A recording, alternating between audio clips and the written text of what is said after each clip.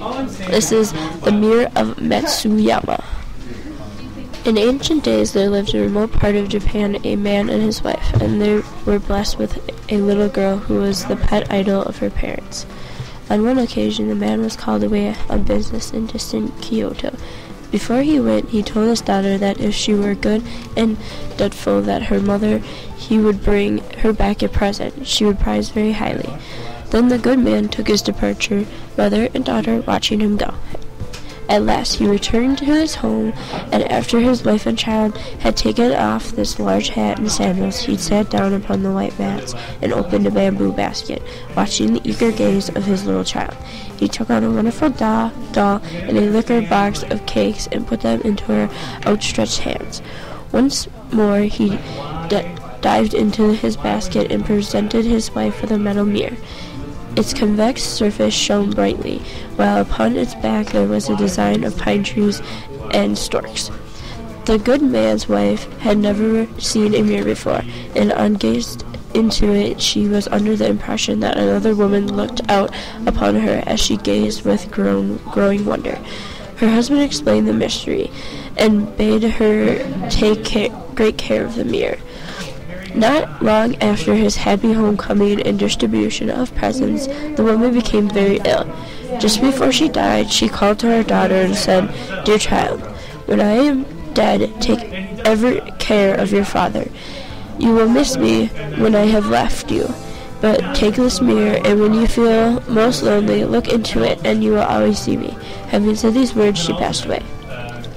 In due time, the man married again, and his wife was not at all kind to her stepdaughter. But the little one, remembering her mother's words, would retire to a corner and eagerly look into the mirror, where it seemed to her that she saw her dear mother's face, not drawn in pain as she had seen it on her deathbed, but young and beautiful. One day, this child's stepmother chanced to see her crouching in a corner over an object she could not quite see, murmuring to herself. This ignorant woman, who detested the child and believed that her stepdaughter detested her in return, faced that this little one was performing some strange magical art, perhaps making an imagine and sticking pins into it.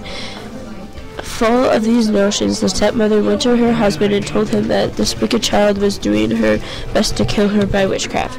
When the master of the house had listened to this extraordinary recital, he went straight to his daughter's room. He took her by surprise, and immediately the girl saw him. She slipped the mirror into her sleeve. For the first time, her doting father grew angry, and he feared that there was after all truth in what his wife had told him, and he repeated her tale forthwith. When his daughter had heard this unjust accusation, she was amused at her father's words, and she told him that she loved him far too well ever to attempt to or wish to kill his wife, who she knew was dear to him. "What have you hidden in your sleeve?" said the stepfather, only half convinced and still much puzzled. "The mirror you gave my mother, and which she on her deathbed gave to me.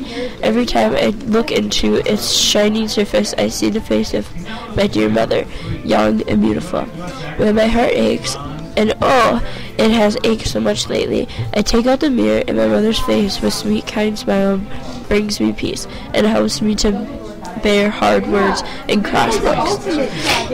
When the man understood and loved his child and more for her family pity, even the girl's stepmother, when she knew that what had really taken place, was ashamed and asked for forgiveness. And this child, who believed she had seen her mother's face in the mirror, forgave, and troubled forever departed from the home.